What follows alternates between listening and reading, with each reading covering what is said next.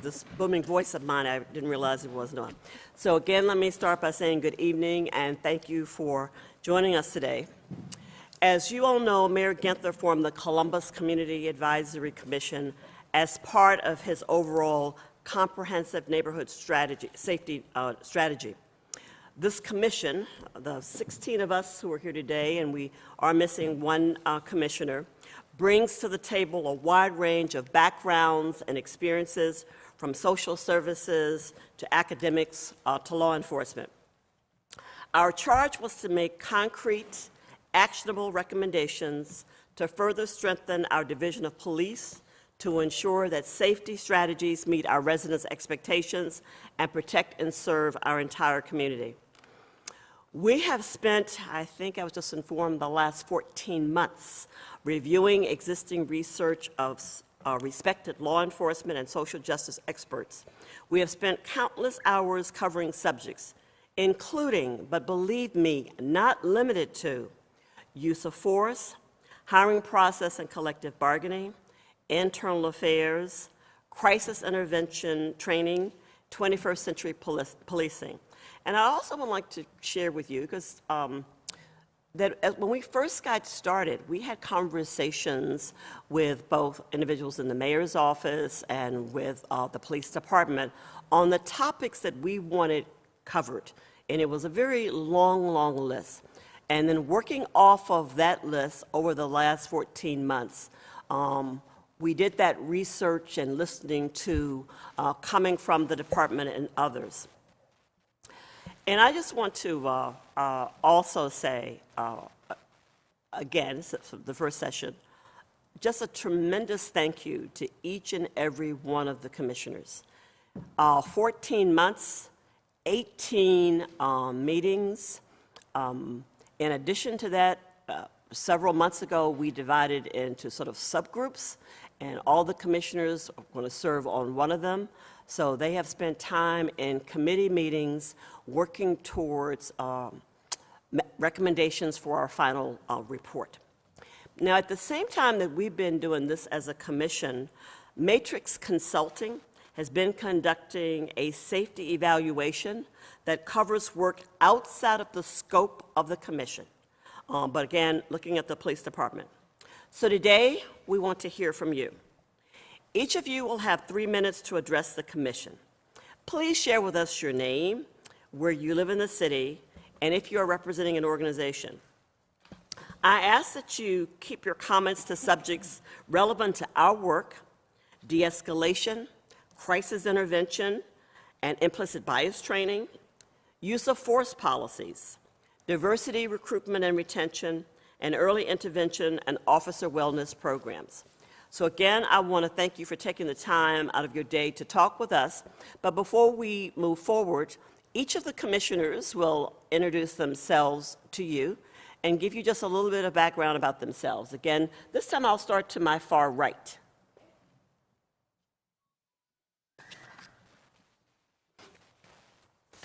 Good evening. My name is Ellen Moore Griffin. Born and raised in Columbus. I now live on the northwest side, and I'm the director of Community Crime Patrol, which is a nonprofit, community-based crime prevention program that started in the University District and patrols throughout the city now. Good evening. I'm Andrea Morbitzer, and I live in the Discovery District. And professionally, I'm the risk manager of employees who work in the community with Nationwide Children's Hospital. I'm Vlad Kogan. I'm an associate professor of political science at OSU, and I live in Wyland Park. Hello, I'm Reggie Wilkinson. I live in the Victorian Village Short North area. Retired as the head of the state correction system and serve on the Ohio Peace Officers Training Commission. Hello, my name is Pastor Jason Ridley. Most of my ministry and pastoring has been done on the Hilltop. Also sit on the National Board for Faith in Public Life, which operates statewide here in Ohio. Good evening. My name is Tammy Fournier Alsada. I am a lifelong resident of Columbus, Ohio. I reside on the north side, and I'm also a lead organizer for the People's Justice Project. My name is Mary Worley. I'm born and raised in Columbus. I currently live in Linden. And professionally, I work as a career consultant and case manager with Jewish Family Services. Good evening, everyone. My name is Dr. Chanel Jones. I'm a lifelong resident of Columbus, Ohio, and I'm the chair of the public safety programs at Franklin University. I'm Janet Jackson, the chair of the commission. I've served this community for 10 years as a member of the Franklin County Municipal Court, 6 years as the Columbus City Attorney, and then in 2003, I left public service to become the president and CEO of the United Way of Central Ohio, and I retired from United Way in 2017 and would now call myself a community volunteer. Good evening, everyone. My name is Matthew McChrystal. I'm a resident of Old Town East. I've had about just a little over a decade in public safety and criminal justice, and I'm happy to volunteer on this commission. Good evening, everyone. My name is LaShawn Carter, born and raised in Columbus, Ohio, East Side to be exact. I currently work for Franklin County Children's Services. I have the pleasure of serving as the Director of Strategy, Diversity, and Evaluation Services. Hi, I'm Erin Sink. I reside on the South Side in Marion Village, and I serve as the Vice Chair of the South Side Area Commission. Good evening. My name is Emily Buster. I am a Community Engagement Specialist for ETSS, a nonprofit organization that serves immigrants and refugees, and I live on the north side of Columbus. Good evening. I'm Tracy Shaw. I live in Clintonville, and I am an employee of the police officer with the Division of Police, and I'm also a member of the Fraternal Order of Police. Good evening. My name is Tiffany White. I am a lifelong resident of Columbus, Ohio as well. I reside on the north side, and I am the chair of the North Central Area Commission. Yes, good evening. My name is Oletha Wall. I work currently as an intervention specialist at the Columbus Urban League. I also give leadership to our fatherhood programming there. Thank you. Again, a reminder, I will call your name from the slips that have been submitted to us. I'm going in the order that they were actually time-stamped downstairs.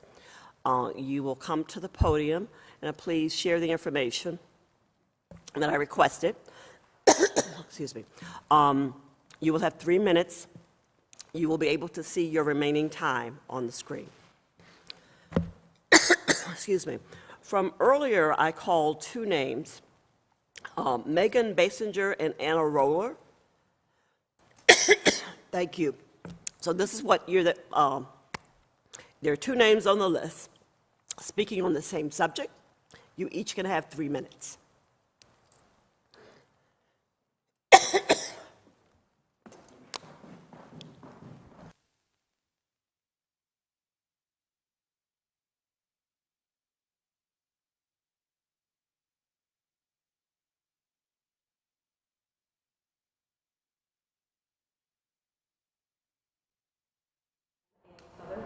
Less than a year ago, I purchased a healthy home.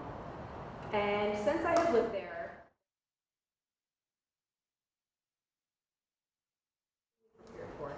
Excuse me for a moment. Is your mic on? It might be now. So let's reset the clock.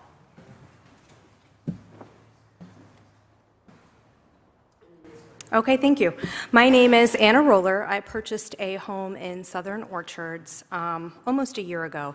A lot of things have happened in that year. Some of the things I expected and some of them I did not.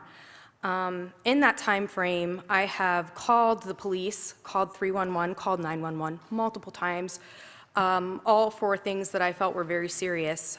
Just to kind of give you an overview of my neighborhood, there is an elementary school at the end of my street. Multiple families with small children on my street.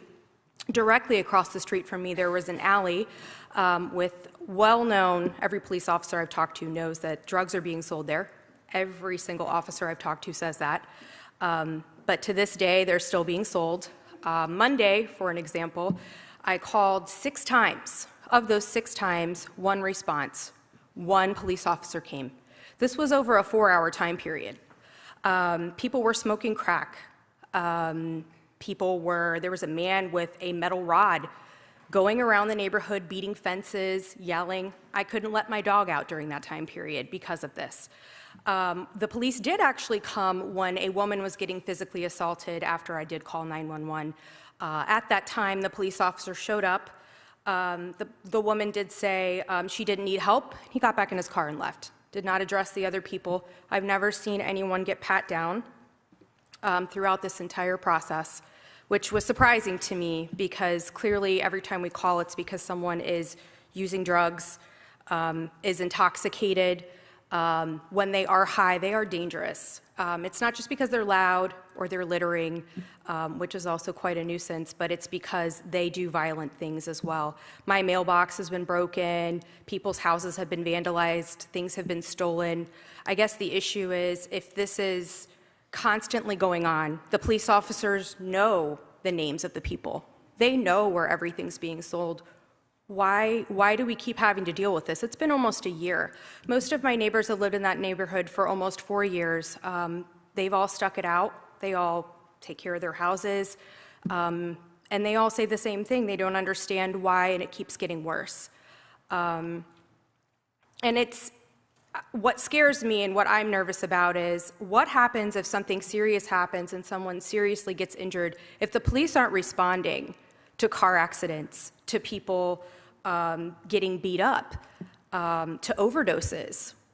What happens if one of us, per se, gets injured? Are the police actually going to show up and do anything? I'm seriously concerned about that at this point. It's been going on for a year, as I said. There are children. There's an elementary school. We have stuff constantly getting stolen, garages getting broken into. Thank you. Thank you. For your time. Hello, my name is Megan Basinger. I am Anna's neighbor. I have lived in the same area, Southern Orchards on Carpenter Street, for 4 years now. My husband has lived there for 7. I have a 1-year-old. So when we first moved in, or when he moved in, this was a known issue with the drugs and the violence, but it's taken a new special level to me now that I have a 1.5-year-old child. When the police officers do come when we call, they're very kind, but they have told us directly that there's only so much that we can do. It takes a lot to get a warrant. Take pictures, do videos, send this to us. And we have stabbings, we have drug deals, we have nudity, prostitution. We have all of this on camera and on film, and have sent this to narcotics, to the police division, to many people, for the last 7 years for my husband and 4 years for me, and it just gets worse. Like I said, I have a 1.5-year-old who now will see this kind of things. Our neighbors, we contemplate moving now, which we shouldn't have to do because there's 2 houses that are an issue. It's gotten to the point where I've asked officers not to please knock on my door because I'm afraid when they leave, no one is arrested. It's only happened about twice. I'm afraid that my neighbors see that. They know I've called the police, and now my son is at risk. They have told us this house is a known gang house, and now they know that it is a drug house as well, but still nothing's being done. An officer did give us his phone number, and we appreciate, and we've been sending messages and pictures, evidence to them, but I think my biggest question is, what are we to do now? I've been afraid that there will be retaliation in my home with my child there. My neighbors have a 1-year-old who lives right next door. We have all this evidence, and I guess we're all worried.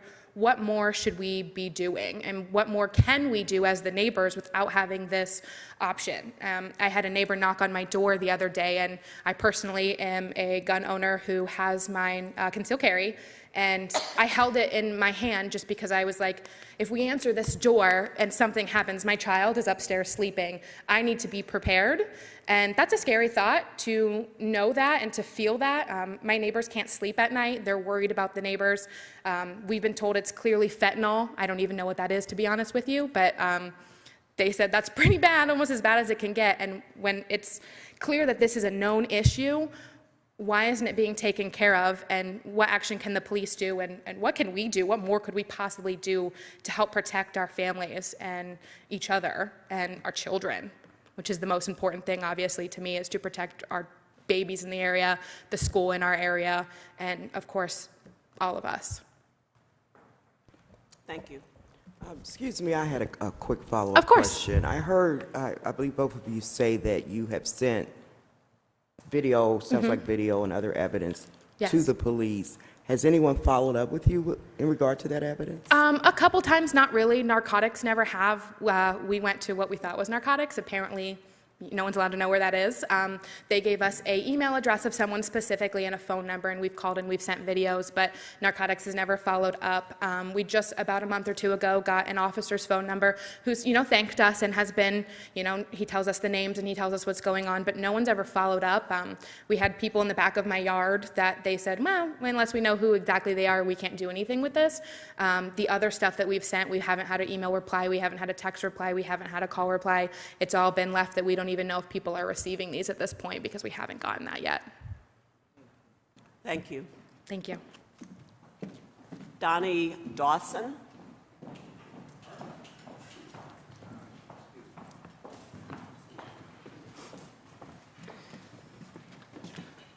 I have to say my name again, do I? Pardon, if you would just share your name, where you live, and if you represent an organization, and then your 3 minutes, please Okay, share with awesome. us. I'm Donnie Dawson. I live currently on the east side of Columbus. And I represent PJP. The ladies just explained the problem.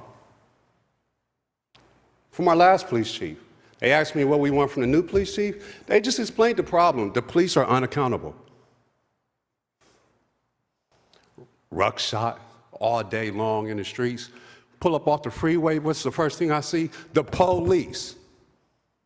The first thing I see. The very first thing, no matter what time of day it is, whether I'm going to work or coming home from work. We don't even have to call them. My boy just graduated from Walnut Ridge. I'm terrified he's going to be a felon by the end of this summer. We ain't even got to call him. At least they got to call him.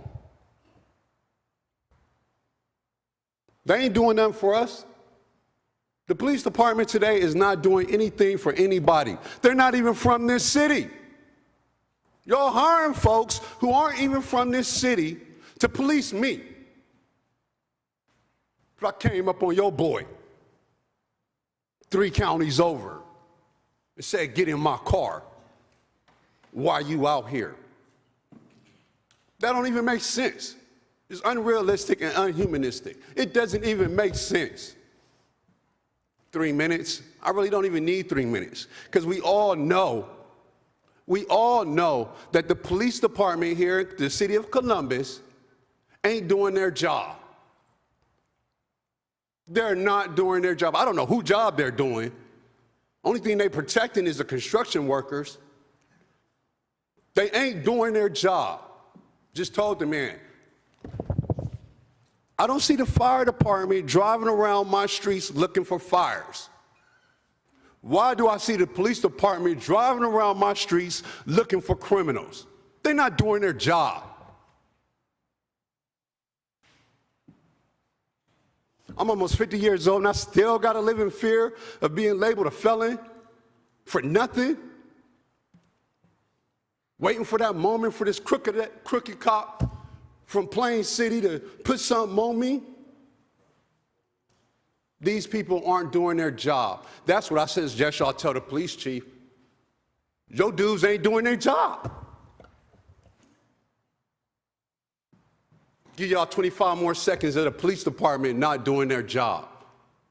They run up on my friend in the store, tase him, beat him up out of his clothes. That's not their job. My daughter sitting way over there eating her lunch at Walnut Ridge, and the cop come in and makes the whole cafeteria. That ain't his job. They're not doing their job. Answer 911. Tell them that. Thank you. Adrian Hood.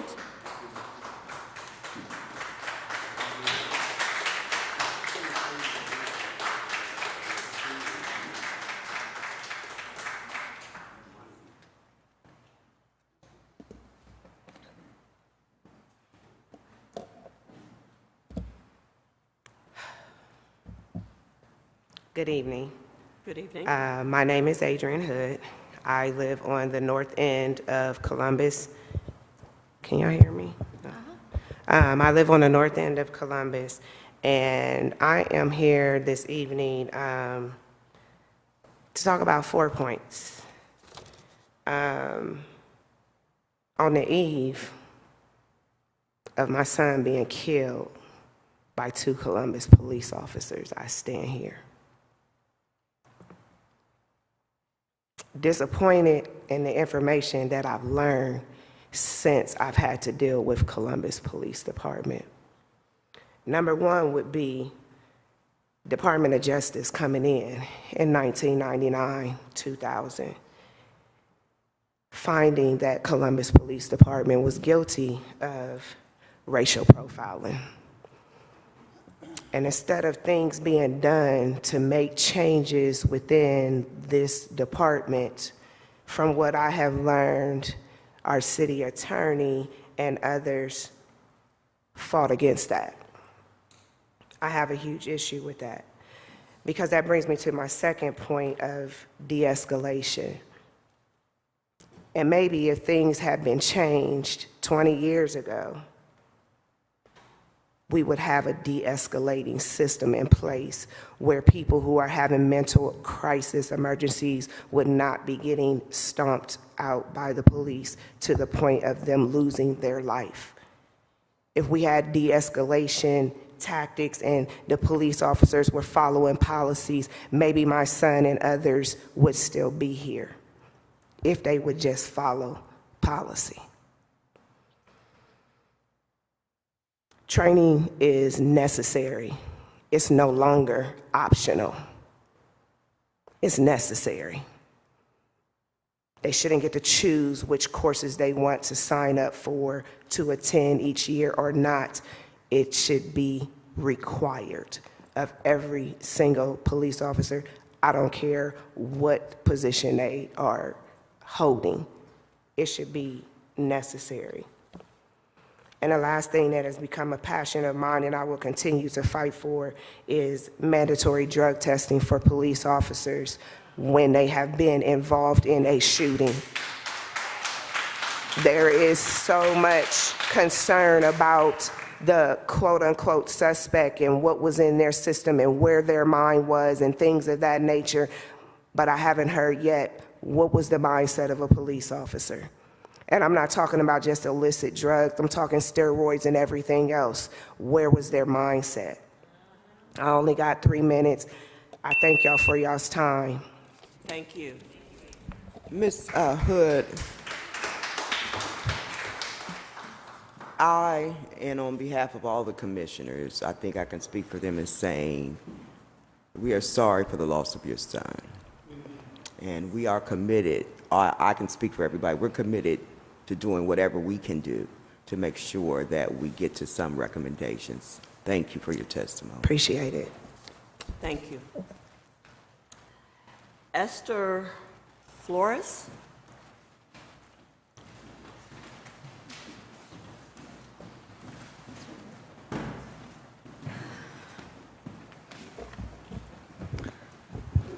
Vertically challenged here. Hello, everyone. My name is Esther Flores. I'm a public servant and a registered nurse and founder of a public charity called One Divine Line to Health, which provides Christ-centered care to those who have no access to health care via local and global compassionate messengers who deliver healing to the broken heart, mind, soul, and spirit. We own 2 safe houses. We have the Hilltop Butterfly Garden, and we operate a 4-hour drop-in center on the Hilltop on Thursday. The drop-in center is a harm reduction model that is client-centered. The victims are served warm meal, a nurse cleans their wounds, abscesses, they select an outfit, we provide toiletries, escort them to detox centers, and link them to health care by primary one. I would like to thank Commander Highland and Sergeant Brophy for helping us by advocating for our services. Last year, the last police chief never returned my emails, never returned my phone calls. It took 4 calls and a bunch of emails, basically 5 months, for me to have access to someone in the higher-ups in the police department. I would like to inform our city that we have 10 to 12 police officers in a 24-hour period on Zone 3. which is unsafe, I believe, when we have over 100,000 folks in the community. This is the West Side. Our Love Tribe serves people, and they're called prostitutes. I call them destitute folks who lack love. From whom? From officials and people in our neighborhoods. We serve children, teens, and transgender folks, primarily on the West Side, which is really called the red light district. Again, the West Side is not the best side, it is the worst side, and it is the red light district. It's the epicenter of human trafficking, opiate addiction, the highest infant mortality rate, and it has a low life expectancy of 61. Don't we have an issue?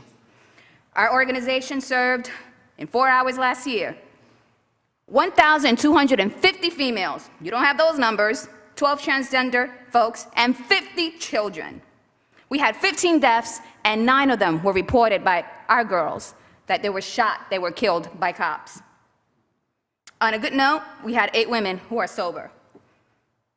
The Hilltop has a diverse population of people from Africa, Asia, Middle East, South and Central America, and unfortunately, sexual violence is kept silent. This is a good example of what's happening in America today. I have 12 recommendations for CPD, but one of the things is that I don't understand why disruptive stupidity is being honored and recognized. Well, there are people like myself who work with the victims and have answers and our thoughts are being disregarded and excluded in the decision process. Our police, I just want to say one thing about the police academy. Can you allow me? As far as I believe you said your 12 recommendations. I would suggest that you have them in writing, that you actually leave them, with us, including your recommendation about the academy. Yeah, here it is. Thank you. Thank you so very much. The next speaker is Stephen David.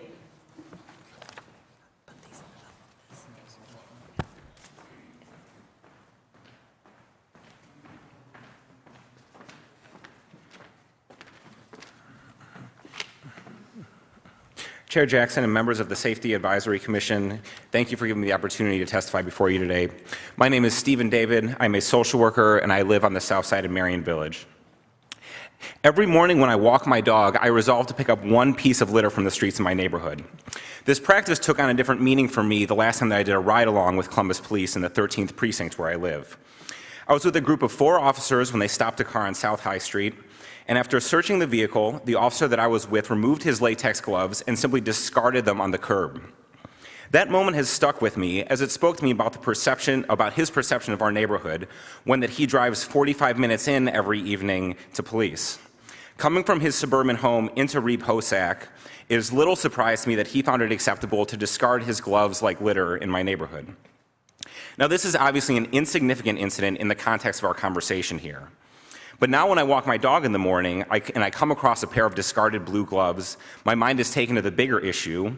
I can't help but think about Jerron Thomas being beaten to death by Columbus Police after calling for an ambulance when he's experiencing a mental health crisis, or Donna Dalton being abducted by a vice officer and murdered when she tried to escape, or 17-year-old Mason Sanders currently sitting in jail despite not being physically present when the police shot and killed her boyfriend. I lift up these stories because I believe that they cannot be separated from the insignificant act of littering a pair of gloves in my neighborhood. The small actions of police officers and their relationships to our neighborhoods cannot be separated from this larger crisis of confidence and the well-perceived culture of impunity that protects police in this city. I believe that bold action needs to be taken in order to change the culture of policing in Columbus. I would like to see a deliberate shift to multidisciplinary teams that can involve the dispatch of social workers, community connectors, and health workers, programs like we just heard spoken about before me, folks whose practices can link to upstream interventions that address the root causes of violence and the real needs of our communities. Rather than have this body make recommendations for more funding for training or equipment, I hope that I would like to see public dollars directed away from the division of police and into programs like public health and parks and rec that promote programs like violence intervention, restorative practices, and healing after trauma. There is no shortage of models available for us to reimagine how we think about public safety if we are willing to invest in those models. I thank you all for your time, and I'm open to answering any questions. Hello, Mr. David. Thank you again. Is there a particular restorative justice model you would recommend? So, I would point to the work that is currently being done in the Parks Department through the APPS program and some of the violence intervention specialists. I believe that we have folks on the commission who are familiar with those programs, as well as work that is being done through. I'm sorry, I'm forgetting the name of the organization that is run by Thel Robinson. Was formerly a Thug as a Dud, but is now other violence intervention programs that reach. Yes, halt violence, thank y'all. So these practices that reach out to people who are immediately affected by violence. I will say that back this past November, there was a shooting on my block, and after the police could not make any arrests, they simply left and was no follow-up. I took it upon myself to follow up with the family and make a referral to the APPS program, to violence intervention specialists there.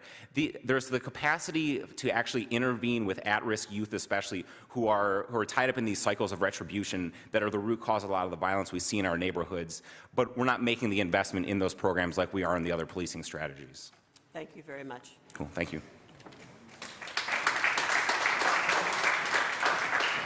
Minister Adrienne Frederic.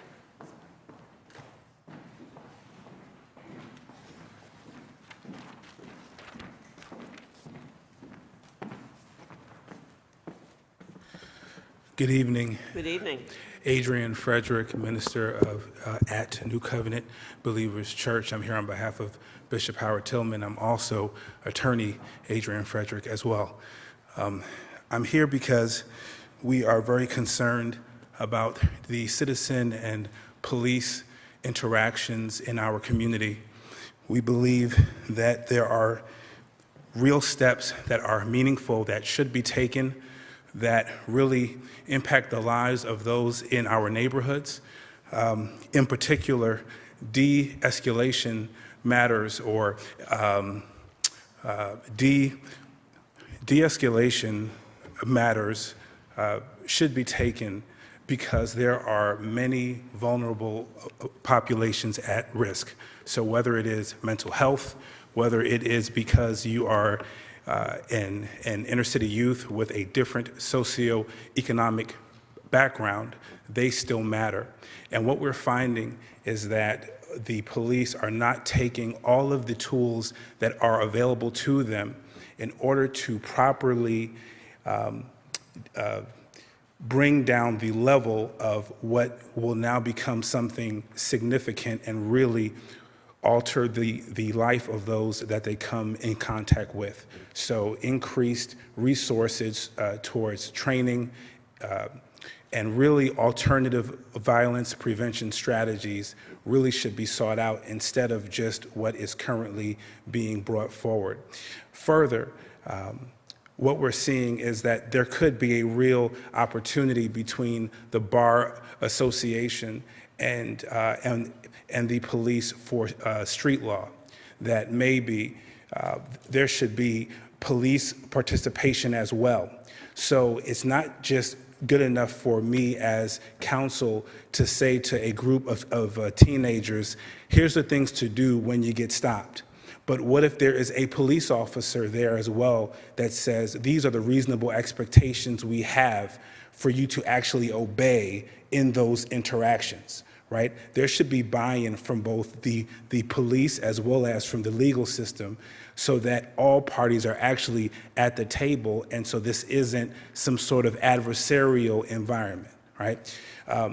The third thing that I would really put forward is that there should be more of a practical application to implicit bias training. Yes, the police department does have that training, but there should be more of a focus on a practical component, whether as clergy, I had to take a practicum on how to preach. I didn't just read a book on it, right? As a lawyer, we get to feel it out real time. Well, there should be more of a practicum so that you don't just say, well, I took a class on it, but now let's see how it plays out in active shooter training.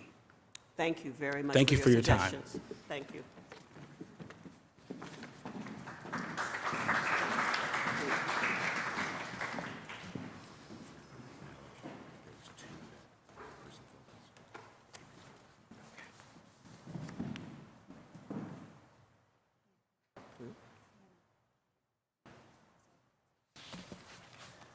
There's only one name, and I don't know if it's a, pardon? Hana? Pardon?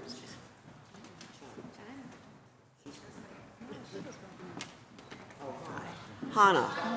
It looks as if it's H-A-N-A.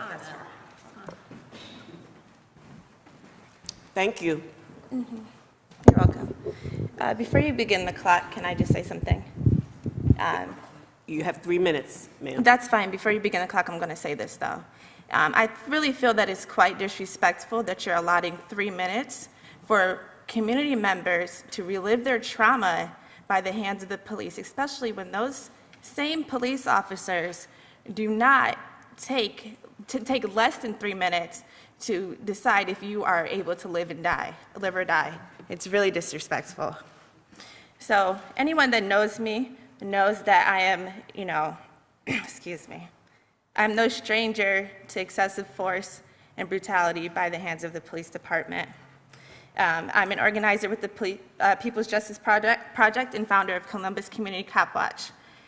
I have in the past exercised my constitutional rights in advocating for the Black lives killed and brutalized by the Columbus Police Department, which none have been held accountable for their actions. I'm currently in a lawsuit against CPD due to them attacking me during a peaceful protest in January 2017 when I was standing up for the rights of Black and Muslim residents due to the Trump Muslim ban. As I and other organizers were walking away to disperse the area because they said they would deploy the pepper spray, a police officer ran up to me, grabbed me by my shoulder, and directly pepper sprayed me in my left eye. After that, I was then mocked by police officers, and they ordered the EMTs to refuse medical treatment. I walked up and down North High Street seeking relief as my eyes burned because my contacts were fused to my eyes. My body went into shock, and it was only after I went to a street medic's house that I was able to find relief. After years of being ignored by the mayor and city council in the corrupt office of Ron O'Brien, whom has never held a police officer accountable for their crimes, except in the recent case of Donna Dalton, where the victim was white and the officer is Black, which I find quite funny, which also proves the point that there's a real issue in Columbus when it comes to racial injustice and whom is and isn't considered guilty in the eyes of the city of Columbus. While cop watching, we seek to protect the lives of Black and marginalized communities of Columbus from police brutality by monitoring and recording all resident and police interactions. We seek to aid in preventing another brutal or fatal outcome by the hands of the Columbus Police Department. I have recorded many interactions with Black residents and CPD violating their rights. I've seen police officers refuse to read citizens their Miranda rights, illegally search them in their property. I've also seen police officers harass a young Black man simply from coming home from work. I have been followed and harassed by the police due to my work in the community. They do not want to be held accountable for their actions. You all are sitting on your community safety board, but where is your mayor? What are your true intentions? Excuse me. And where is city council? 30 seconds. No, I'm going to add time to the clock. If you just give me a moment. You asked that I not include the time for the introductory amount. Mhm. I actually am accepting that, so which I calculated. You can have 30 additional seconds. Can you do I that? appreciate that. You are 30 sitting on your seconds. Okay, that's all I got you. So go ahead. You are sitting on your community safety board, but where is your mayor? What are your true intentions? Where is city council? When is the last time you've been in the Black community and witnessed how we are terrorized and killed by the police? What would I want in the police chief or the police department? Nothing, because you can give us nothing. Ideally, I would want them abolished. That includes the Fraternal Order of Police, which plays as an insurance policy for the corrupt Columbus Police Department. Excuse me. Your 30 seconds, the additional 30 seconds have expired. Let me finish my last sentence. Thank you. Please finish your last sentence. That includes the FOP, which plays as an insurance policy for the corrupt Columbus Police Department and allow them to continuously get away with the brutalizing and murdering of Black citizens. I end with uplifting victims killed and brutalized by CPD, 13-year-old Tyree King, 30-year-old Kareem Jones, 23-year-old Henry Green, Jerron Thomas, Deontay Bell, Jaquarius Robinson, Kwame Patrick, Timothy Davis, Ladarian Mixon, Donnie Dawson, and last but not least, 16-year-old Julius Irvin Tate Jr., whose girlfriend, Mason Saunders, was charged with his You've murder finished your sentence. and is Thank sitting you. in juvenile detention. Thank you. Black Lives Matter.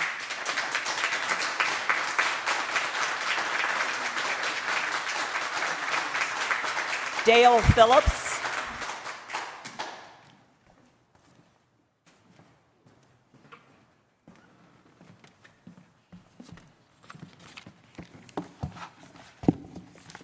I'm Dale Phillips, and I live on the southwest side of Columbus. And Mr. Phillips, would you please bring your mic up a little bit? Thank you. I live on the southwest side of Columbus, and I'll try to stay pertinent to the points here. I'll touch on de-escalation, use of force policies, diversity, recruitment, and retention. But I think I would be remiss if I didn't also address the extreme lack of integrity of Columbus police officers and the justice system in general, which is the reason that I think it should be mandatory that Columbus police have dash cams and body cams that are continually on, not on just when the patrol car hits the lights or something. And furthermore, discipline should be in order for any time an officer makes an excuse that the cameras were not on. First off, I'll address de-escalation, which I have not seen from CPD. I've usually witnessed the opposite from Columbus police officers, in which they do more to escalate a situation than to de-escalate it. Innocent citizens who in a Columbus police officer's mind is suspicious are harassed, and when the person stands up for their rights and doesn't want to talk, it hurts the officer's ego. Now, don't you love how the police think that any random thought popping into their head makes you subject to their authority? So officers then escalate situation, call for backup, and feel they have the right to put their hands on you over a truly innocuous situation. Too many citizens have been gained and brutalized for innocuous events. I see this as predatory and definitely unconstitutional practices, but it seems to be endeared by CPD. For example, Zachary Rosen, who participated in the murder of Henry Green, was never held accountable for that murder and was caught on camera approximately 1 year later stomping the head of a suspect who was prone on the ground, handcuffed, with one officer on his back. Even after this egregious act, Police Chief Kim Jacobs felt he was a good officer and didn't need to be fired, which brings me to this point. If the head of CPD is miscreant and condones delinquent officers, then it is only logical to expect that the officers of CPD will be of the same deportment. Rosen would have never been fired if it was up to her, but now he has his job back, even though he was fired. CPD's longstanding practice of stopping citizens without any violations of law has never ceased. The arresting of people without violations of law has recently come to light in Stormy Daniels' arrest, and more tragically, with a young woman named Donna Castleberry was murdered by the Columbus police. After all this, we always hear the same pitiful prevarications by Columbus PD in attempt to cover up and make themselves appear guiltless. Sadly, prosecutors are on the same page, as they refuse to prosecute bad cops but are sure enthusiastic to prosecute a citizen even for the obvious false arrests. This must change in order for anyone to have trust in the legal system. One last thing on diversity and retention. CPD Chief Jake, Thank you. Thank you.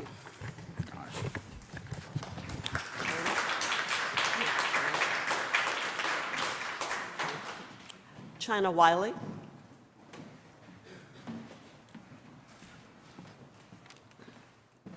Hello, I'm Chana Wiley. I am the sister of Jerron Thomas. I'm from Columbus's east side. And I just want to share a personal story about Jerron. I know a lot of people have lifted his name up during this event today, but the response from Columbus Police Department to my brother Jerron Thomas was just out of control. He was in a mental health crisis and he called for help. He thought the ambulance were going to come and help him, but instead they were told to sit on Oakland Park in Medina and just wait for the police to finish doing what they did to him, which is brutally beating him until he was unconscious and he coded in the front yard of my other brother's house. Anyways, I was talking to my brother about a half hour before it happened, and I just told him, you know, just take a cold shower. I know you're not feeling good, but it's It's your disease. It's not true. Whatever you're thinking, someone's after you, you're scared, nothing's going to happen. Just take a shower, try to calm down if you need to, get the medical attention, and I'll meet you at the hospital. Police have been dispatched to the house before because he had had the same mental crisis before. So they knew him, and they knew he was nonviolent. He doesn't even have a record of violence, never did. But I got another call about 40 minutes later, 50 minutes later from another officer or sheriff and said, hey, you sound like you're asleep. And I'm like, no, who is this? And he tells me who he is. And he's like, well, your brother's at Riverside getting x-rays. And I said, well, why are you calling me? Because he's been to Riverside before and he's gotten treated on their psych unit for having a crisis. So he said, well, it sounds like you're asleep. Just go back to bed. And I just went up there immediately, and a social worker called me when I was on my way out the door and said, I don't know if you know, but he coded. This is very serious, and I don't know what he said to you. So I went there, and a nurse greeted me and told me what to expect when I walk in the room. So I was mentally prepared to see what he looked like, and all he wanted was help. And he was not aggressive towards these officers, and he got beaten unconscious, and he was on life support, and he passed away maybe 5 or 6 days later due to all of his organs shutting down. De-escalation didn't happen. That CIT training that's not mandatory, I do agree with everyone else. It needs to be mandatory.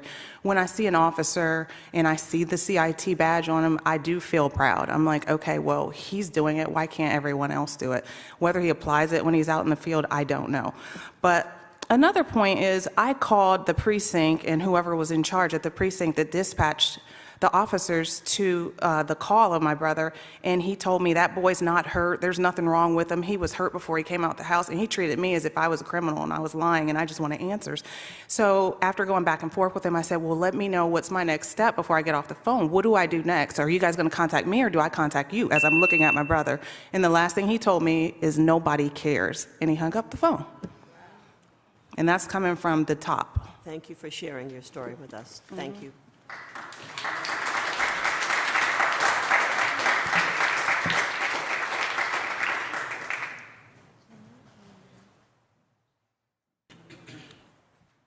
The first names are Ginny Ann Scheinbaser. I'm sorry, I know I just...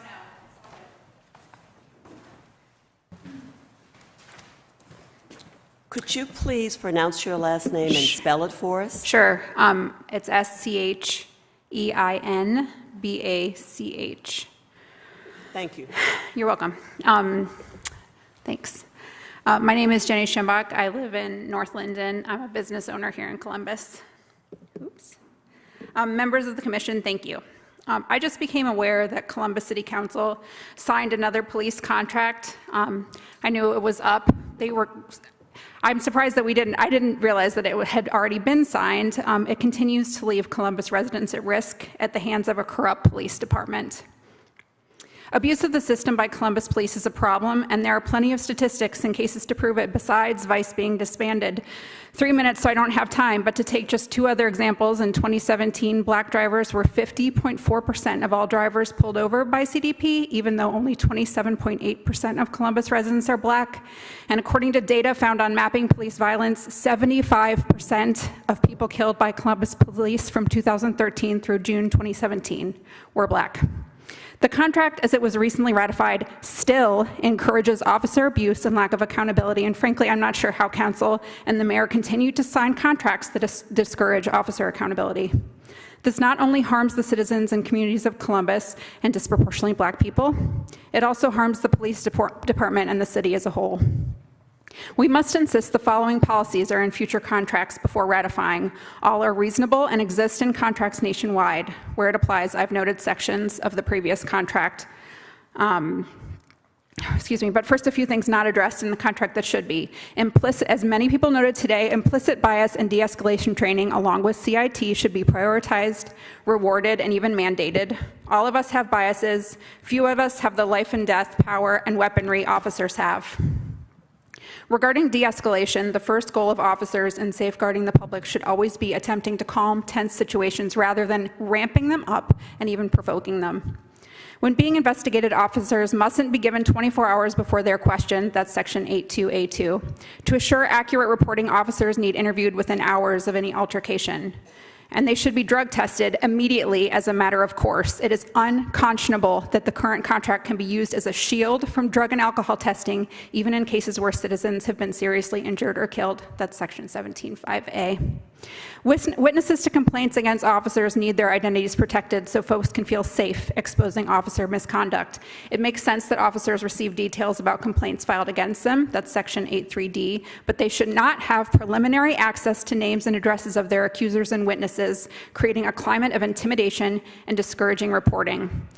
That officers' records are expunged a year after being subjected to verbal discipline, written reprimands removed in 3, and suspensions removed in 6 years, that's section 1010, even after the most serious offenses, what other job would allow such crucial records to be erased, especially one where life and far too often death are literally in and by their hands? Brutality at the hands of Columbus police must stop, and it's in our power to stop it. The police contract as it stands encourages deadly and irresponsible behavior, and it is hard to understand how it was again signed. Thank you. If you have a copy of your recommendations, we would like to have it. Yes.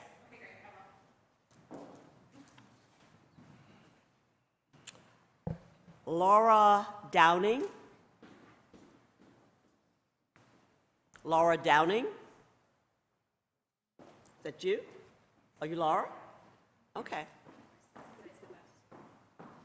If we want to take a moment and put your items down, that's fine. Oh, no, that's fine. Okay.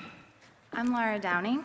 I'm a licensed social worker and a victims advocate. I work at Community Refugee and Immigration Services, and I'm here on behalf of our organization. I want to bring attention to a problem going on with the Columbus Police involving language access. So I've been working... I'm sorry, I couldn't hear the last little bit of what you said. A problem involving language access thank you. And police. So I have just a few cases where this has been an issue. This is not exhaustive, it's just the few cases that I threw together today, talking to one of our advocates. In 2017, we had a client who does not speak English. Her former boyfriend stole her car and abducted their child, who he had no custodial rights over. After days of not being able to contact him, she went to his work. He called the police. They came. They only spoke to him because he spoke English.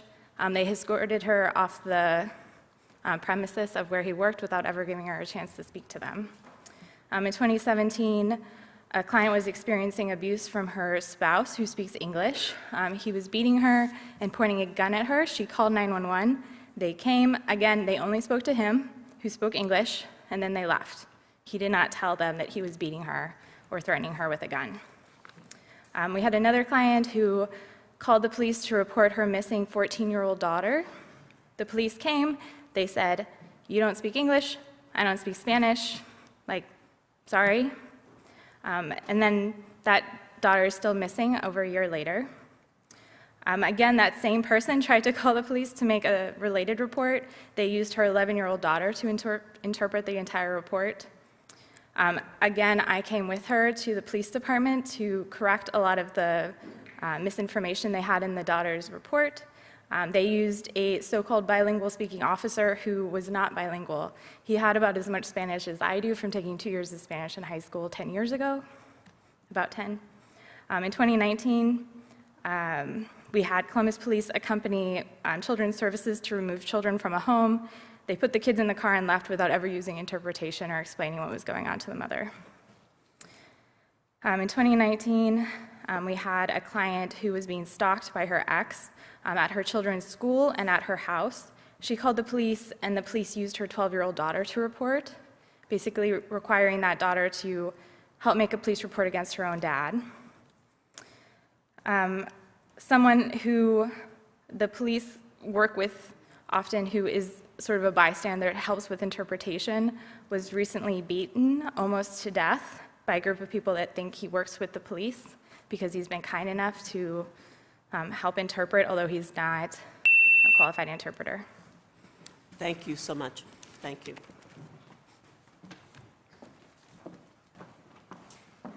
Sally Harper.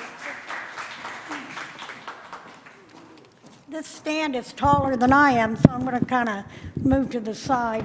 First of all, I'd like to thank all of you for being here. And I want to thank all of you people back here. God bless you. We're all God's children, and we all should be looking after each other. I live on the far south side of Columbus. Could you stand a little bit closer to the mic? I live on the far south side of Columbus, and I'm going to tell you, we have some good neighbors. We form block watches, and we work together with the Columbus Police. What I've heard tonight here has upset me terribly. These poor people shouldn't be going through this. I'm going to challenge you, each and every one of you. What are there, 21 of you, 20 of you, 21 of you? 17 with 17 6 of us here. To form your own. Call it a different name and go into these neighborhoods. Form these people. Get them together. Right now, this is so divisive, I cannot believe it. I'm standing here listening, and I'm like, you got to be kidding me. This can't be going on. You have to be scratching your head going, what am I doing? What are you doing? That's what I've got to ask you, because I'll tell you what, we did the right thing with forming with our neighbors, getting them together, and doing the right thing for our neighborhood, because we care. We care what goes on. But until you guys can get this together, yeah, you can sit up here and listen to these people all night long, but until something's done, it's not going to change. It's going to get worse. And we know the drug epidemic is crazy in Columbus, Ohio. Back when I first moved up here in '82, we didn't have the crime that we've got going on now. We never saw it. So I'm going to challenge every one of you to get together in these different neighborhoods. We have 4 neighborhoods that we're talking about, north, east, south, and west. Break yourselves up. If we've got bad officers, then we need to get together and get them off the street. We don't need them in there. But I have yet to meet a real bad officer. I have not. I met a few that are kind of nasty, but as far as being, you know, what these guys are going through, I am just in shock, total shock. But I want to challenge you, every one of you here tonight, to get together with these people in these neighborhoods and make their neighborhood better for them. Besides that, we're all God's children. My goodness, I don't care. My parents brought me up. You don't look at a black person and say black. God made them just like they did you. And if I ever hear you say anything like that, they'd beat me to death. They would have beat me to death, because we are all God's children. Please, listen to what I'm saying. Help these people. Help us all. Let's work together. Let's make it a better city than what it is. And thank you so much for your time. Thank you, Ms. Harper. Thank you. I believe it's Jacob M. Frank, Jr.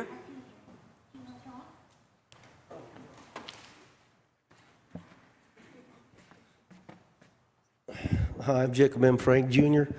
I'm with the South Side Block Watch, Southern Pines, and I was surprised that I was going to talk today, but I want to commend you guys for coming out, and I want to reiterate what my friend Sally has said of what I've heard here today.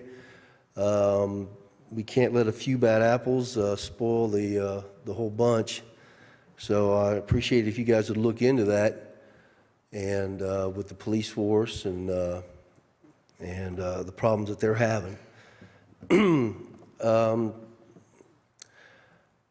The only problems we're having down on the south side is that we've got it isn't police related, but it is safety issues, and that is with four-wheelers running around in the streets, and we're dealing with that.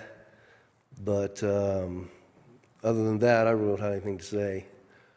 But I appreciate you listening, and I hope you do something about that.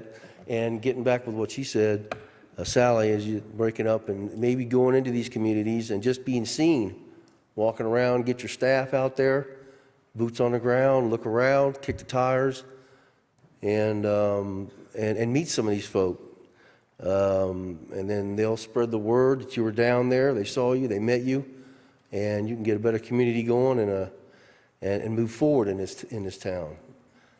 I've been here since '69, so progress moves on. You get more people in the city.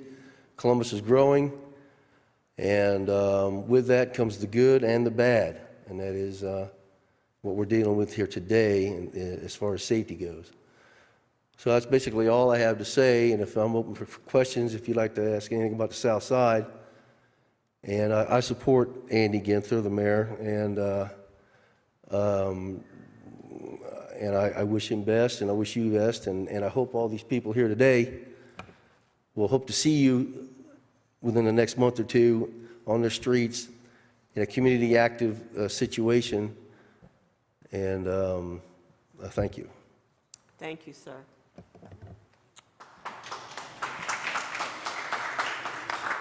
Maudie Grace.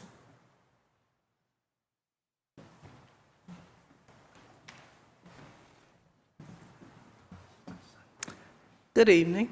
Good evening.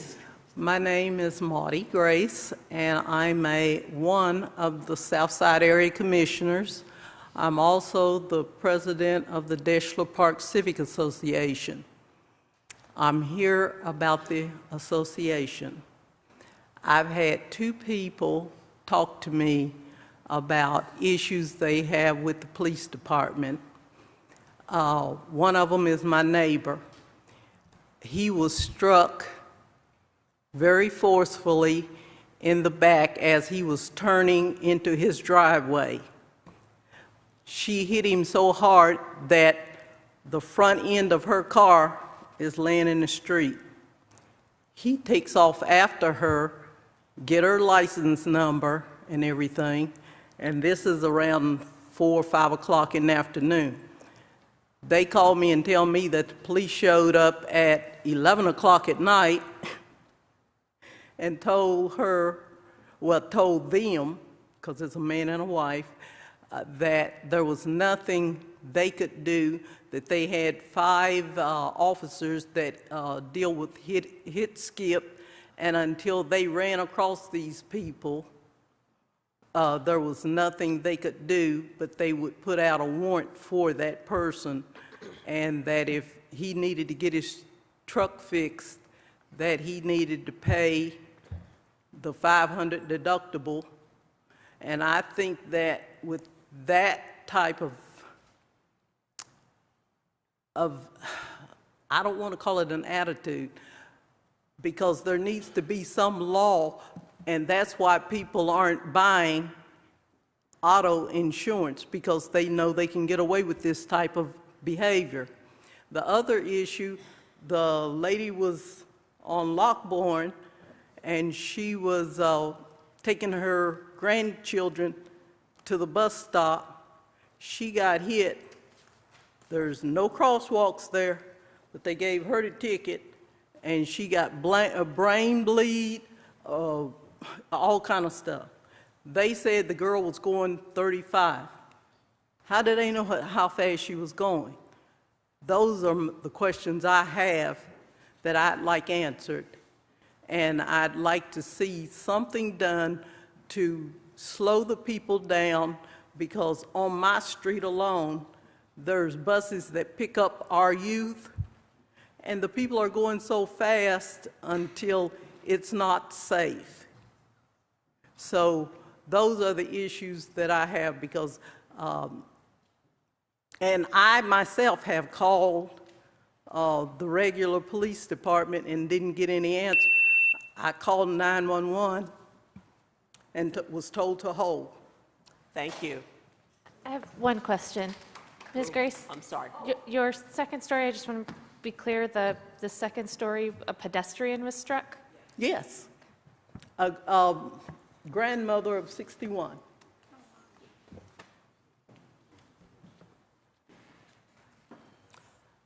Cynthia Brown.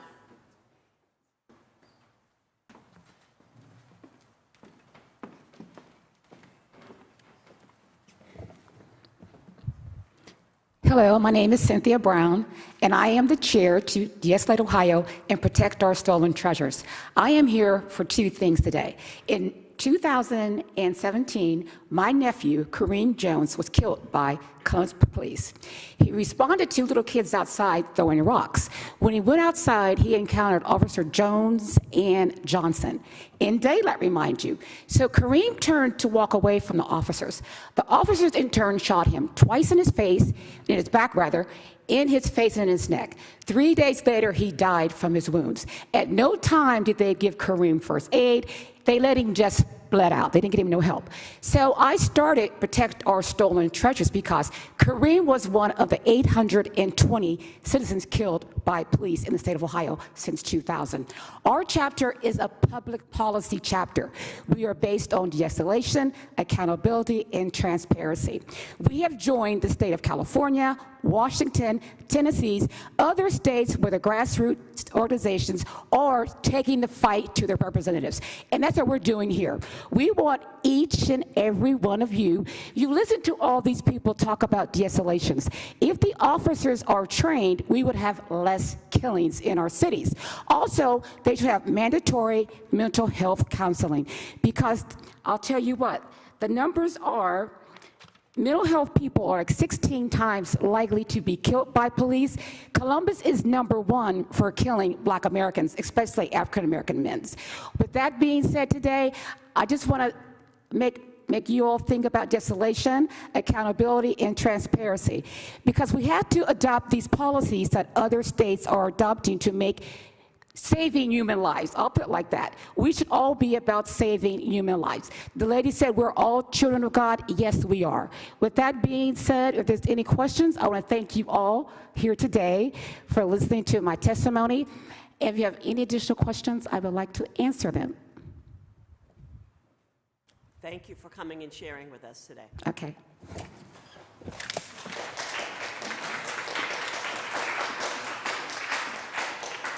Pastor Valerie Johnson.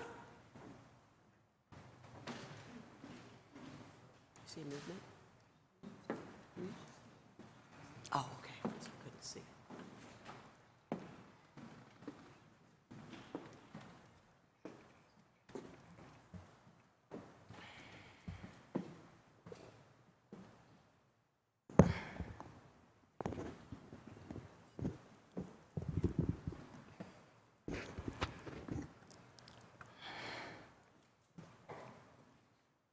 Good evening to you all.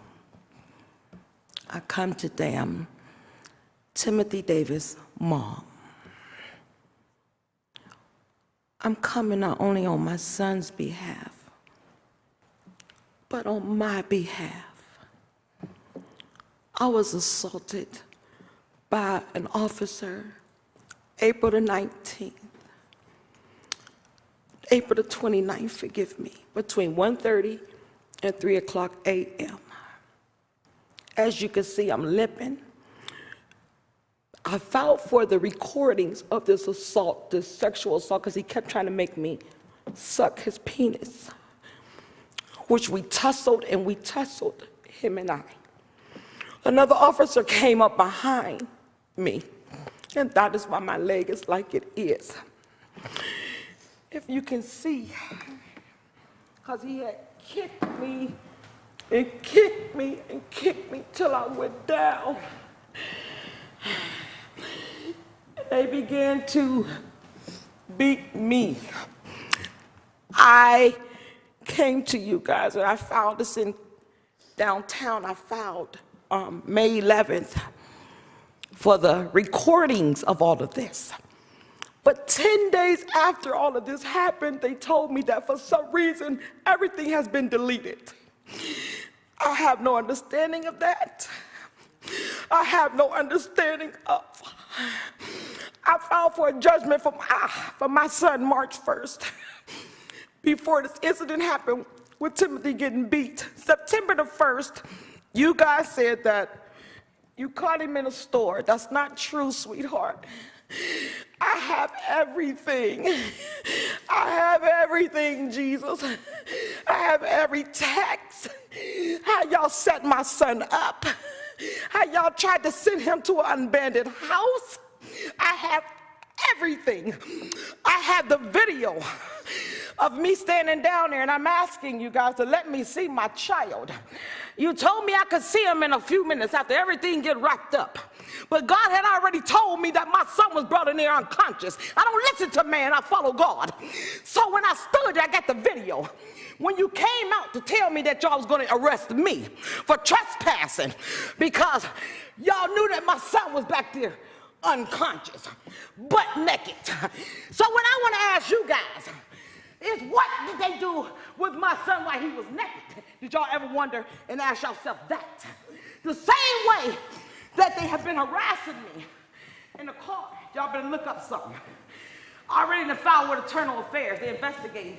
I don't even trust them. I'm not gonna lie, because they're the ones that held the officers not guilty. Forgive me for not shutting up.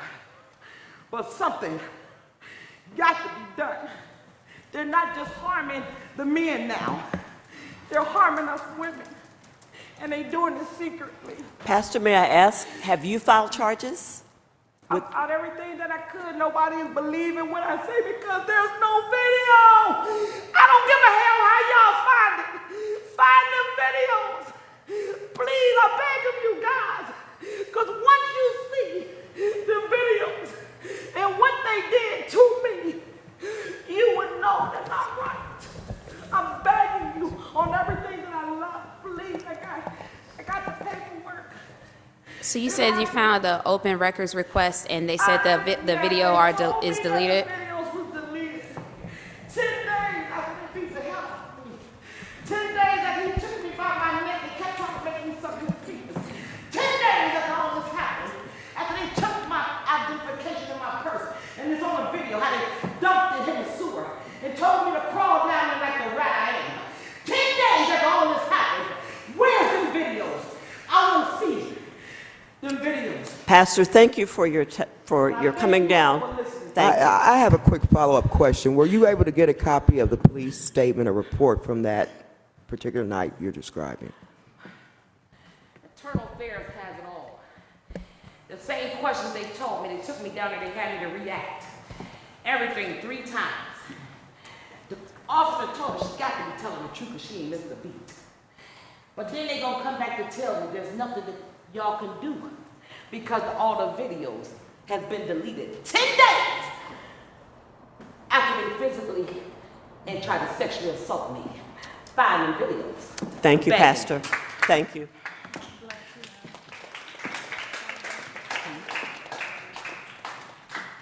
I am not in the possession of any further speaker requests. Is there anyone from the city who, again, if you are here and you did not fill out a speaker slip, there are speaker slips standing over there near the cameraman, and we have enough time yet to maybe take a couple of more. So we're going to take a 10-minute break. So again, if you've not filled out a speaker slip, but we will adjourn at 8 o'clock.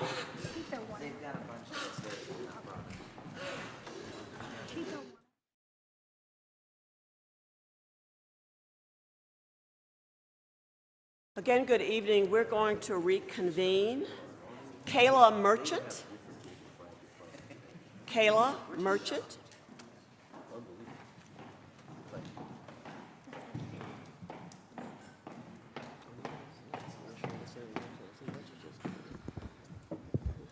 Good evening, Commissioners. Good evening. I am a 10-year Southside resident, currently living in Southern Orchards. I'm also a former Southside Area Commissioner and the former president of the Schumacher Place Civic Association. By day, I'm a compliance and ethics officer for a privately held company. Today, I'm here to say that for far too long, city leadership has remained silent on the issue of questionable or, in many instances, immoral actions by officers within CPD. De-escalation tactics, implicit bias training, diversity recruitment, etc. These are good things to have and they're steps in the right direction, but the fact is we need a cultural change within our police force. As you may recall, in 1999, the DOJ issued a consent decree, concluded a quote-unquote pattern or practice existed of systemic violations of civil rights, including but not limited to racial profiling, excessive force, and making false arrests. These civil rights violations were found to have predominantly occurred against Black people, young women, and poor white people. We most recently confirmed publicly that this is still a problem after the indictment of Andrew Mitchell, a situation that could not be ignored or denied by city leadership because the FBI finally got involved. Regardless of the recent history, the toxic culture still persists. Members of the now disbanded Vice Unit were commenting on the social media page of Yes We Can, Columbus Working Families, saying things such as, "Kudos to CPD for killing Donna Dalton." They referred to her as a whore. And yes, I do have evidence of this. This type of behavior is unacceptable, and it is not in line with the standards to which we hold our civil servants. When I reported an instance of stalking connected to a civil protection order I had taken out against a former partner, my initial police report was conveniently lost by CPD. I don't know that that has anything to do with me previously protesting them or protesting against them, but I wouldn't be surprised. When I called again to confirm charges were being pressed, they told me they had no record of my report, and the responding officer audibly laughed at me when I expressed my concerns. The city prosecutor's office also had no explanation for how my paperwork had got hung up, as they put it. So who are we protecting and who are we serving? I ask you for the following. 1, hire a Black chief of police from outside the city of Columbus, from outside the state of Ohio. They are corrupt, and we are done. 2, implement a citizens review board by the end of 2020 at the absolute latest. We have been requiring it, demanding it, requesting it for years. This goes back to at least 1979. 3, require a morality clause be placed in the contract with the FOP by which all officers must abide. This is not up for debate. Major corporations have morality clauses for their CEOs. Why are we not holding our police officers to the exact same standards that we are holding these billionaires? 4, create a position for compliance and ethics. Create a compliance and ethics officer's position that would be independent of the FOP contract. Thank you so much.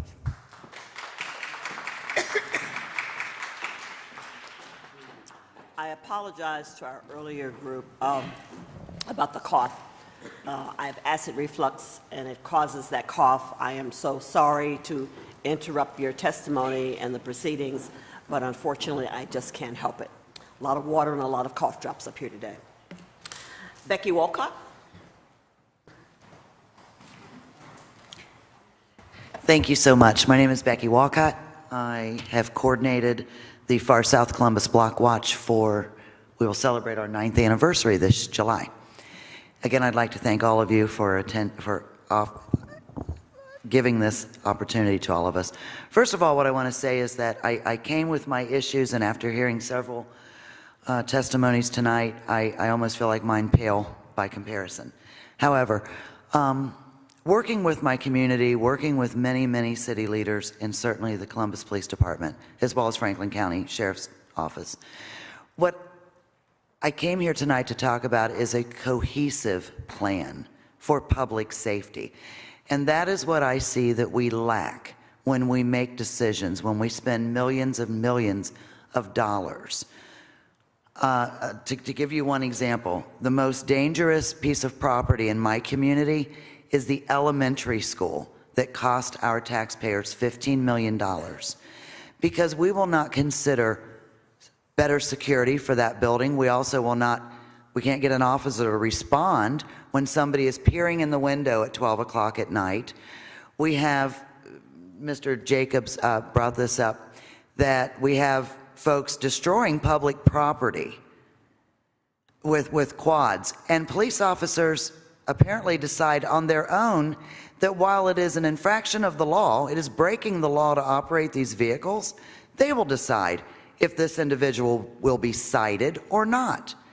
That is not how this doesn't work that way. Everything cannot be left to the officer's discretion. What I'd also like to talk about is that I've sat back as a community advocate and I've watched millions of dollars be spent north of 104. God bless them, they needed it. But that's because we as a community let them, the term I like to use is fall off the cliff. I'm south of 104, a proud member of the Far South Columbus community. It is 7 minutes, I was told by a Columbus police officer. Full lights and sirens takes me 7 minutes to get to your front door. Good to know when I'm held at gunpoint or worse, right? So I hear these things from officers. I hear these things from city leaders. I want a cohesive plan. I want city lights put up in subdivisions that were built in the 70s. Yes, I want sidewalks, and I want our playgrounds to be safe. Thank you so much. Thank you.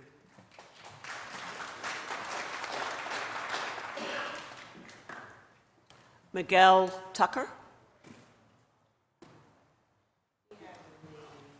He had to leave. Thank you.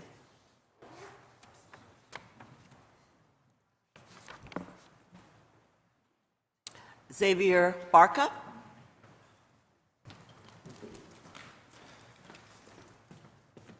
Hi. I filled that form out twice, so I get to ask 2 questions or just one? One? All right. Well, you have 3 minutes. 3 minutes. I'm not asking you to ask me a question. You have 3 minutes. Gotcha. You starting now? All right. Adam, could you start again with the 3 minutes? Thanks, Adam. All right. So my first question is pretty simple. I want to know when the mayor is going to end this arcane practice, discriminatory practice of hiring 87% white male police officers. I was told, I read it several times, I asked the question, but I was told that this is how it's done, this is what we do, and this is because of the makeup of the city, which the demographics have been changing for decades. I want to know, is the mayor going to do anything about changing this? Where I come from, well, we apply for jobs, the best person is supposed to get the job. I've yet to be hired based on the color of my skin. In fact, it's been a detriment, but I do okay.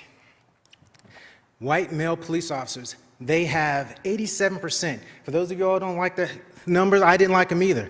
That's 13%. That's 13% women, Asians, Hispanics, and that's why we don't have any representation, because it's in the culture. The mayor hires the police chief sets the culture and policy. I want to know, is he going to do something about this? Is he going to stop it? Because I'm pretty sure if they make it all equal, fair and equal, you're going to get plenty of men of color, like myself, who are willing and able to help their communities, do the job that they're paid to do, and not just for a paycheck, because they actually care. And you can save yourself a lot of money on the implicit bias training and all that, because I'm pretty sure a person of color is going to look at another person of color like a human being, which they are, and do the job that they're trained to do. That's my first question. The second question is, are there any programs that the mayor is signing off on that can help young men of color and little girls of color during the summer, whether it be recruiting, any we can call it anti-crime prevention programs, whatever. Crime comes from desperation because they don't have opportunities.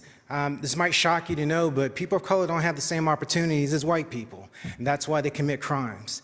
If there were programs, jobs available for them, they would commit less crimes. I would rather spend more money doing that than building prisons. So that's my question. Thank you. Thank you.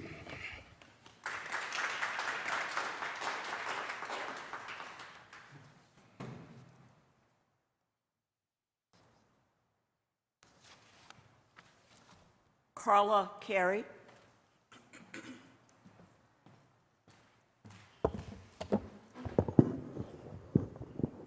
Hi, my name is Carla Carey. I reside on the south side of Columbus. I'm not here representing any organization or agency. I'm here to stand behind the families and beside the families who have lost loved ones at the hands of the Columbus police. I'd like to share just a few names from 1979 until current. Black individuals that have been killed by Columbus police: Tyree King, Trey Darson, Jerron Thomas, Ladarian Mixon, Joseph Gibbons, Jason White, Courtney Hahn, Niall O'Day, Ariel Clark, Tyshawn Hancock, Jason White, Edward Hayes, Kenneth Burke, Dante Miller, Kayshawn Witten, Calvin Reynolds, Obie Shepard, Alicia Thomas, Destin Thomas, Julius Tate, Michael Harrington, Kwame Patrick, Kareem Jones, Deontay Bell, Chris Wade, Caleb Alexander, Danny Thornton, Jacarius Robinson, and the list goes on and on and on. Chris Wade, Michael Harrington, Keith Burke. There's many, many names. I think I've researched 38 names in the course of that time. And we keep hearing the families say that we want de-escalation, we want transparency, and we want accountability. Well, those people wanted their family members to come home that night. And none of that happened because someone took it upon themselves to say that whatever the situation was, whether they were running down the street on Mount Vernon Avenue with their hands up asking them not to shoot them, which is what Edward Hayes did, whether they weren't identified, they didn't identify themselves to Henry Green and to Donna Dalton. Whatever the situation is, there needs to be something done behind it because we keep seeing the same stories over and over and over, and there's no action behind it. So I'm glad to see that there's a group of people who sit before me who are concerned about our concerns, but it does no good if there's no change behind the action. We want to see some action. Thank you. Thank you. Sean Smith.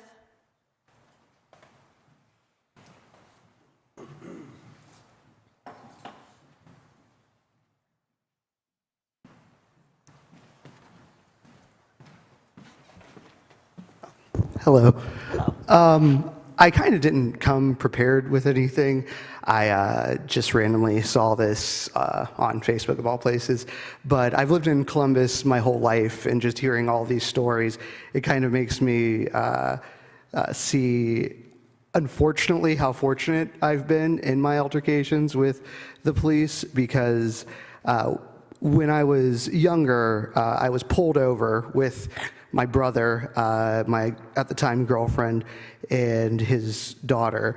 I was speeding, so yeah, I deserve to get pulled over, but it's the treatment that we as people of color receive after the fact that that's really damaging. He placed me in his car, and because I was a broke college student, I said, "Sir, is there like a payment program I can get on for this?" And he looks at me and says, "Oh, you're one of those smart ones," was what his reply was. When I lived in Hana, Ohio, blackface in a white space, I was pulled over 3 times within the first month I lived there. One of those times, I didn't understand yet that you can decline a search of your car, so I agreed to it, and the officer dumped all my belongings all across the road. When I was younger, I lived off New Bixby at a relatively nice house, and my brother and I were late for school, so the police officer drives up. He says, "What are you two doing at this house?" My mother says, "I live here," and he then proceeds to follow us to school and make sure that, you know, we're not up to any wrongdoings, I guess. Like I mentioned, I didn't really come here with a planned thing to say or any statistics, but these I don't know, the term I guess used that I think is kind of BS is microaggressions, but these things that happen to us, they feed this idea of apathy, this idea of worthlessness, this idea of you matter less than your neighbor. And as someone who lived here my entire life, that doesn't feel all that great. So I didn't come with like anything prepared to say to fix this. I just want us to be seen, to be heard, and to be valued as more than just a potential threat, because that's not what we are. We're people. And yeah, it's just absurd, really, honestly. And that's the I mean, I guess it kind of is just what life is like across the country, but it shouldn't be. And I guess that's all I really had to say. Thank you. Thank you. Again, I think I've come to a point where I don't see any more speaker slips before me today or this evening. Everyone who wanted to speak, you've spoken, I assume. So I, as the chair of the commission, did not come with sort of a closing statement. Our work is not over. I shared with you at the beginning of the session and the last session many of the very topics that you brought up. We're doing the research. Our job is to try to make recommendations to the mayor that will bring about the improvements that, quite frankly, you want and that we want. So our work isn't done. I mentioned earlier that there's another, separate from the commission, there's the consulting group, matrix. I'm almost hesitant to say when I think our work will be completed. I think it's safe to say, I think that by the end of the summer, you should be receiving a report. Well, we will, of course, be sending it to the mayor who asked for it, but it will be published. But again, that's just what I'm thinking at this part. But our work is certainly not done. We were here today because we wanted to hear from you, the citizens of the community. So again, thank you for taking time out of your lives, for sharing, for asking questions. This public hearing is hereby adjourned. Have a pleasant evening. Thank you.